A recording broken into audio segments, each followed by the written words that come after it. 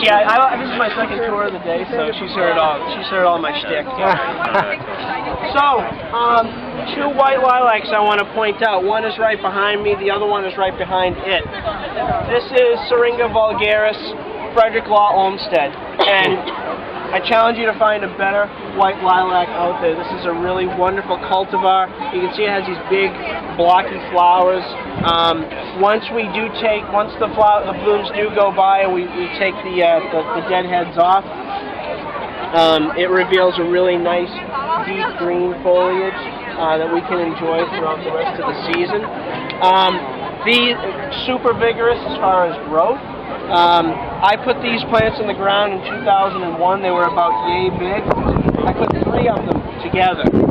I had to move one because they were just growing out of control. Now there are 2 side by side.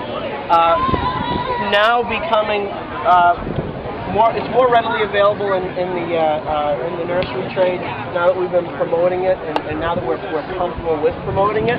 But if you can get your hands on this plant, you're looking for a white lilac, you're looking for a quick grower, this is the plant to go for. Nice fragrance, like I said, big blocky flowers. So far it appears very disease resistant. We haven't seen much powdery mildew on it, although I really have nothing against powdery mildew.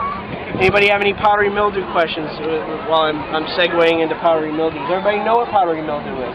No. Powdery mildew is stuff that you see that silvery sheen that forms on the leaves late summer, early fall, depending on what kind of moisture we've had during the summer. People say, oh, how do we get rid of it? You can get rid of it. You can use a fungicide to get rid of it. But fungicides are really nasty. The problem is that there are so many different fungi out there that most fungicides are broad spectrum, which means they kill everything.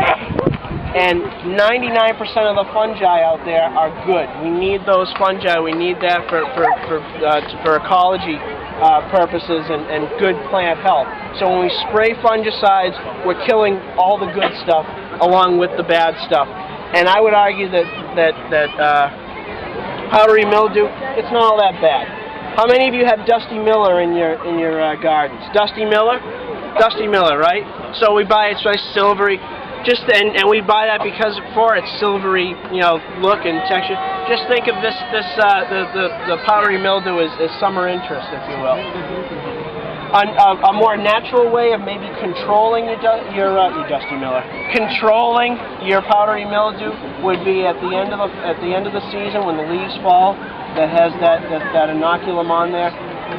Break them up, get them out of there. Don't mulch them into the ground. Just get that stuff out of there because it won't solve your problem, but it might lessen the amount of powdery mildew you have on the plant. Do lilacs need full sun?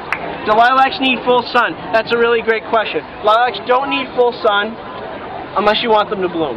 So you can grow lilacs in shady areas, no problem. You'll love it. You'll have a really nice green plant. But I haven't met the person yet that just plants lilacs for foliage purposes. So you need